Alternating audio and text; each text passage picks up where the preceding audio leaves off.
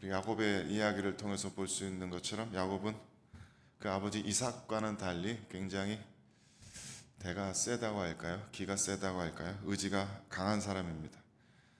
영어로 self-sufficient 이렇게 표현하는데, 자기가 원하는 것이 있으면 자신의 노력으로 어떻게든 이루어내고 어떻게든 성취해내는 그런 사람입니다. 태어날 때부터 오죽하면 쌍둥이 형보다 먼저 태어나려고 형의 그 발뒤꿈치를 붙잡았다는 그런 사람입니다. 자라서도 형의 장자권 탐내서 그 팥죽 한 그릇으로 사버리고 또 아버지의 모든 축복을 대신 받은 사람입니다. 외삼촌 라반의 집에 머물면서도 사랑하는 여인과 결혼하기 위해서 무려 14년 동안 꼭 참고 결국 원하는 여인을 얻었던 그런 사람입니다. 집으로 돌아갈 때도 별 희한한 꾀를 다 써서 큰 재산을 만든 사람이죠. 원하는 일은 무엇이나 어떻게든 이뤄내고 또 그럴 수 있을 만큼 머리도 명석한 잘 돌아가는 그런 사람입니다. 하지만 신앙의 눈으로 바라볼 때 그런 사람들은 되게 위태위태해 보입니다. 우리 사람들은 모두 언젠가는 자기의 힘으로 어쩔 수 없는, 말하자면 거대한 운명의 벽 앞에 부딪히는 순간들이 있기 때문이죠. 결국 우리는 한 치 앞도 내다볼 수 없는 한낱 피조물에 불과한 자들인데, 그러한 사람으로서 나의 힘으로 나의 지혜로 모든 것을 이루어내고자 하는 그런 삶의 방식들은 위태위태할 수밖에 없습니다. 그러니 그 견고한 내 힘으로 뭔가를 이루어내리라 하는 그 견고한 자아가 깨지고 나서야, 그 브로큰 하트를 가지고서야 우리는 비로소 하나님을 섬길 수 있게 되는 것이리라 믿습니다. 오늘 이야기도 그것을 잘 보여주는데요. 32장 첫 부분 보면 이제 야곱이 가나안 땅으로 돌아오려고 하고 있습니다. 무엇보다도 고향 땅 돌아가는 건 좋지만 고향 땅에 돌아가면은 형 에서가 있을 텐데 그 에서를 두려워하기 때문에 그에 대한 대비를 철저히 하려고 하고 있습니다. 지금 야곱이 알고 있는 바대로면은 에서의 장자권도 뺏었고 또 아버지의 축복도 에서를 속여서 뺏었기 때문에 에서가 굉장히 화가 나 있을 것이다. 야곱을 만나면은, 나를 만나면 죽여버리려고 덤벼들 것이다. 그렇게 알고 있기 때문에 그에 대한 대비를 철저히 하려고 하고 있습니다. 그래서 먼저 메신저들을 보내서 동태를 살펴보게 하는데 상황이 그렇게 좋아 보이진 않아요. 6절 말씀 보니까 이 메신저들이 야곱에게 돌아와서 하는 말이, 지금 에서가 400명 사람을 거느리고 이쪽으로 오고 있다고 합니다. 지금 에서의 감정 상태가 어떤지 알 수 없는 야곱으로서는 큰일 났다 싶었겠죠. 지금 아마도 에서가 군대를 거느리고 나를 죽이러 오나 보다, 그렇게 생각을 했던 것입니다. 그래서 큰 위기의식을 느낀 야곱은 최선을 다해서 이 상황을 타개할 계획을 세웁니다. 먼저 자신의 모든 재산들, 사람과 가축들을 두 무리로 나누어서 한 무리는 어떻게든 버리더라도 다른 한 무리라도 좀 건지자, 다른 한 무리라도 도망갈 수 있도록 그렇게 만들어 놓습니다. 그리고 9절에서 11절 말씀 보면 간절한 기도를 올려드리고 있어요. 어떤 주석가는 정말 훌륭한 회개 기도의 모델이다 라고 이 야곱의 기도를 분석하고 있기도 합니다. 어쨌든 열심히 기도드립니다. 하나님께서 저에게 약속하신 것 이루어 주시옵소서, 그리고 저를 구원하소서, 이렇게 기도를 드립니다. 그리고 그것도 모자라서 도망갈 준비를 하고 하나님께 기도를 드리고, 그 다음엔 에서의 마음을 회유할 계획을 세웁니다. 자신이 가진 가축대 중에서 좋은 것들을 모아서 세 무리로 나누어서 계속 에서에게 보내는 겁니다.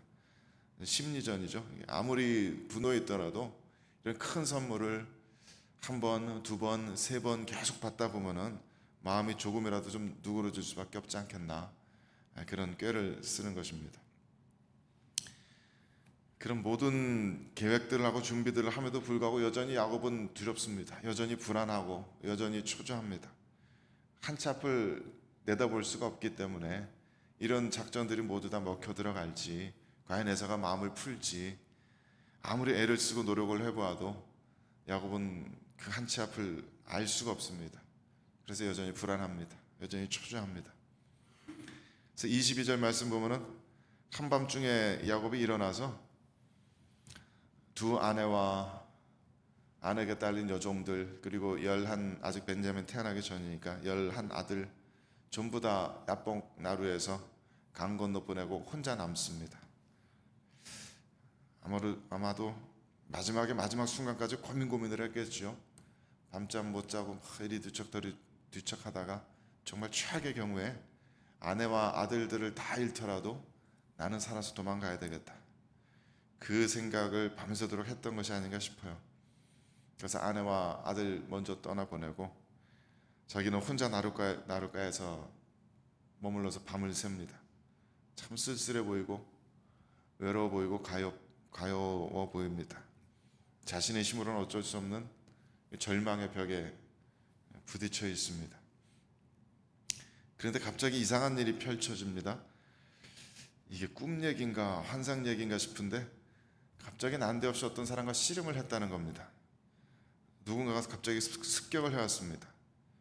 그래서 이게 꿈 얘기 같기도 한데 그 상대방이 이 야곱이 만만치 않다 싶어서 이 야곱의 골반을 좌골을 쳤고 그래서 그 관절이 탈구가 되어서 크게 다쳤다는 것을 보니까 꿈 얘기는 분명히 아니죠. 굉장히 난데없는 이야기입니다. 밤새도록 누군가의 습격을 받아서 레슬링을 씨름을 했습니다. 그런데 야곱은 그렇게 크게 다쳤음에도 불구하고 그 사람을 끈질기게 붙들고 놓지 않았던 모양이에요. 아마도 언젠가부터 이 사람이 그냥 사람이 아니구나, 이 사람이 어떤 신적인 존재구나라는 것을 깨달았던 모양입니다. 그래서 그 사람을 붙들고 나를 축복하기 전까지는 놓지 않겠다 라고 끈질기게 붙들고 늘어집니다.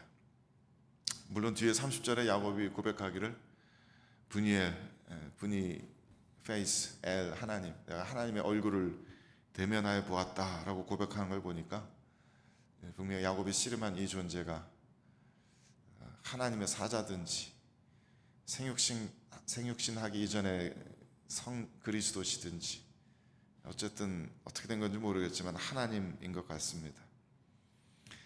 그래서 그 하나님께 나를 축복하라고, 나를 축복해달라고 그렇게 붙들고 늘어진 끝에 야곱은 하나님에게 새 이름을 받습니다. 28절 말씀에 그가 이르되 내 이름을 다시는 야곱이라 부를 것이 아니요 이스라엘이라 부를 것이니 이는 내가 하나님과 및 사람들과 겨루어 이겼음이니라. 이스라엘이라는 이름을 문자 그대로 풀면은 엘, 물론 하나님이고요, 중간에 들어가는 사라라는 단어는 싸웠다, 붙들고 늘어졌다, persist, persevere 이렇게 번역되는 단어입니다. 그러니까 이스라엘이라는 이름을 문자 그대로 풀자면은 하나님과 싸웠다, 하나님을 붙들고 늘어졌다, 그런 정도로 번역할 수 있을 겁니다. 또 메시지 성경에서는 그래서 이 이스라엘을 God wrestler라고 번역하고 있습니다. 하나님과 씨름하는 사람. 다른 영어 번역본은 좀 다르게 애들 번역하기도 해요. God fights, 하나님께서 싸우신다. 또 God's warrior, 이스라엘이라는 사람이 하나님의 방백들, 하나님의 전사들 이렇게 의역을 하고 있기도 합니다. 이게 이 고대 히브리어가 이렇게 우리나라나 영어 현대어들처럼 이렇게 문장이 딱딱딱 분명하게 떨어지는 그런 언어가 좀 불완전한 그런 언어이기 때문에 그렇게 여러 가지로 해석이 될 수밖에 없습니다. 그냥 God, wrestle 그렇게 돼 있기 때문에 무슨 뜻인지 잘 모르겠습니다. 어쨌든 이 전체적인 장면이 히브리어로 하면 참 재미난 문장이 되는데 야곱이 야복강에서 샤카르 동이 틀 때까지 아바크 레슬링을 했다는 이야기입니다. 야곱이 야복강에서 샤카르 때까지 아바크 했다. 재미난 워드플레이 같은 그런 문장이 되죠. 야곱이라는 이름은 우리말로 하면은 그 뒤통수 치는 사람 이쯤 됩니다. 발뒤꿈치를 잡은 사람, 그러니까 뒤에서 공격하는 사람, 우리말로 하면 남 뒤통수 치는 사람 이런 뜻입니다. 야복이라는 이름은 엠팅, 비우다, 또 압도되다 이런 뜻입니다. 샤카르라는 단어는 또 묘하게도 daybreak, until daybreak 때 샤카인데 경배하다라는 뜻을 가진 샤카크와 굉장히 흡사하게 들리는 단어고요. 그러니까 이 장면에 등장하는 주요 키워드들만 보자면 그 자체로 늘 다른 사람 뒤통수 치던 야곱이 그 야복강에서 스스로를 비우면서 압도되어서 샤카크 할 때까지, 데이브레까지 혹은 경배할 때까지 완전히 꿇어 엎드러지게 되었다라는 그런 뉘앙스를 전달하는 문장이 됩니다. 야곱의 입장에서 보면은 또 한 번 어떻게든 하나님과 사생결단을 내서 살 길을 찾아낸 것 같지만 사실 하나님 입장에서 보면은 하나님께서 야곱을 무너뜨리신 이야기가 되는 것입니다. 실제로 이 뒷이야기를 계속 따라가다 보면은 야곱이 그토록 치밀하게 준비했던 메신저며 선물들이며 가족들 다 나눠 놓았던 것들이 필요 없었던 것처럼 보입니다. 에서는 이미 마음이 다 풀어진 상태였고 야곱에게 달려와 야곱을 끌어안고 눈물을 흘리며 입을 맞추고 반기는 것입니다. 이미 하나님께서는 에서의 마음을 다 만져주셨기 때문에 굳이 야곱의 이런 잔꾀들이 필요 없었던 것처럼 보입니다. 물론 이렇게 이것이 하나님을 붙들고 늘어져서 하나님을 이겼다, 이스라엘이라는 이름의 뜻이 하나님을 이겼다 이렇게 하다 보면은 28절 말씀이 좀 걸려요. 28절에는 이스라엘이라는 이름을 풀어서 네가 하나님과 및 사람들과 겨루어 이겼음이니라 라고 이렇게 되어 있게 되는데, 그래서 이 겨루었다라는 것까지는 이해가 되는데 이겼다라고 번역하는 것이 최선인지는 확신이 서질 않습니다. 더 메시지 성경에서는 이 부분을 You've come through라고 번역했습니다. 네가 하나님과의 씨름을 포기하지 않고 끝까지 잘 견뎠기 때문에 이스라엘이라는 이름을 준다. 그렇게 해석을 하고 있는 것이죠. 전체적인 문맥을 보면 더 메시지 성경처럼 이렇게 해석하는 것이 더 맞지 않나 싶은 생각은 있습니다. 사람이 하나님을 이겼다라는 개념 자체가 성경 전체의 스토리들과 좀 그런 성경 전체 가르침과 좀 맞지 않는 것 같잖아요. 이스라엘이라는 이름은 하나님을 이겼다라기보다 하나님과 겨루었다, 이 정도로 이해하는 것이 좋지 않을까. 어제도 이야기의 힘에 대해서 잠깐 이야기 나눴지만은 사실 이야기가 가지는 힘 중에 하나는 그겁니다. 어떤 정답을 수학 공식처럼 이것이 정답이다라고 딱 말해주지 않습니다. 이야기는 그 이야기 자체만을 보여줍니다. 그래서 이야기를 통해서 여기서 무슨 의미가 있지, 여기서 무슨 교훈이 있지, 이걸 계속 듣는 사람으로 하여금 생각하게 만듭니다. 우리는 이 이야기가 무슨 이야기인지 정말 궁금합니다. 어떻게 하나님이 인간의 몸으로 갑자기 야곱에게 습격해 오셨는지, 그 씨름 가운데 어떻게 야곱은 이 상대방이 하나님이라는 걸 알아챘다는 얘기인지, 그 이스라엘이라는 이름의 정말 참된 의미가 무엇인지 우리는 궁금합니다.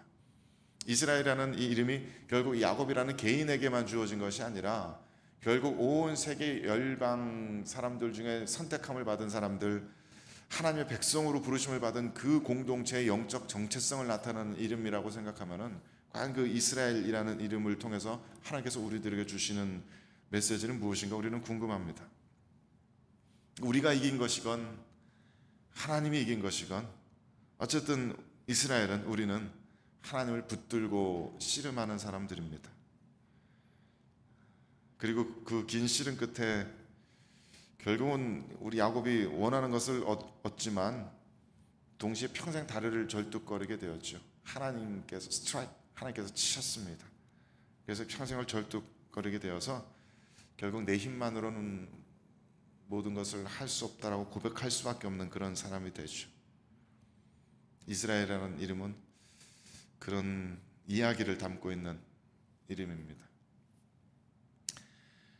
하나님께서 아브라함을 다루시는 방식과 또 이삭을 다루시는 방식, 야곱을 다루시는 방식이 다 다르죠. 아브라함은 그 담대한 믿음을 여러 번 테스트하셨지만 야곱에게는 그렇지 않으십니다. 이삭에게는 평안한 삶을 주시며 그 가운데 아주 부드럽게 인도해 오셨지만 야곱의 삶은 그렇지 않았습니다. 야곱에게는 하나님께서 직접 부딪히시며 씨름을 걸어오셨고 그의 이 관도뼈를 부러뜨려서 절름발이가 되게 하셨습니다. 그게 참 재밌는 것입니다. 하나님께서는 각자를 다 이렇게 독특하게 다루십니다. 우리들 안에도 야곱과 같은 면들이 있다면, self sufficient한, 내 스스로 모든 것을 해내고자 하는 그런 면들이 있다면 하나님께서 또 우리를 씨름을 걸어오실 겁니다. 우리를 습격해 오실 겁니다.